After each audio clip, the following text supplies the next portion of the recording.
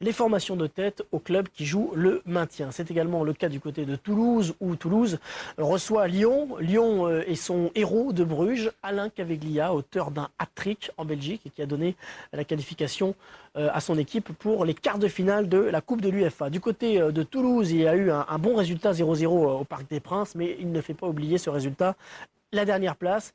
Et puis la série de 8 matchs sans victoire, série en cours et série à interrompre absolument ce soir au Stadium. Un Stadium où nous allons retrouver immédiatement Philippe Genin.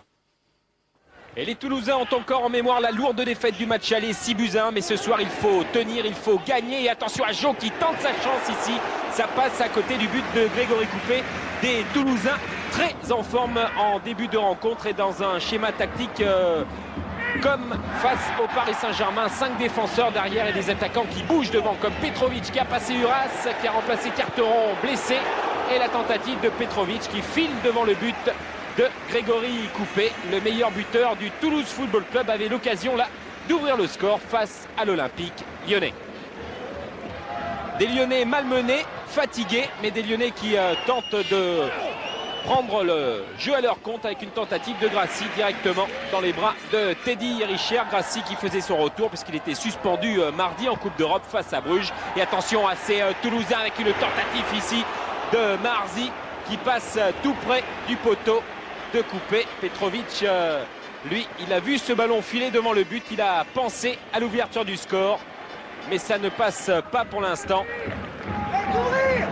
Vous voyez Bernard Lacombe inquiet, fait courir, mais pour l'instant ce sont les Toulousains qui galopent avec Jo.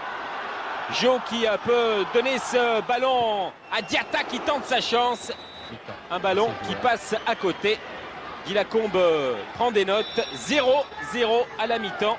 Des Toulousains bien en place, mais qui n'arrivent toujours pas à marquer. Jo qui a jailli, Petrovic, puis Diatta, grand pont sur la ville, Diatta dans la surface, Diatta qui est passé, il va pouvoir centrer, et ce ballon qui est détourné in extremis par Hubert Fournier, grand rush de Lamine Diatta, qui a fait un très bon match ce soir, comme la plupart des joueurs du Toulouse Football Club. Et décisif sur ce coup, regardez Malm, malheureux face à Sochaux, il avait manqué un pénalty, et bien là, il ne marquera pas face au gardien de l'Olympique lyonnais.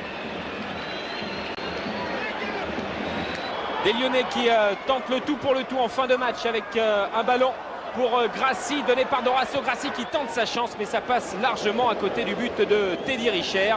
Petite explication avec Caveglia qui attendait peut-être le ballon, mais les deux joueurs s'étaient excentrés sur le côté gauche. C'est terminé.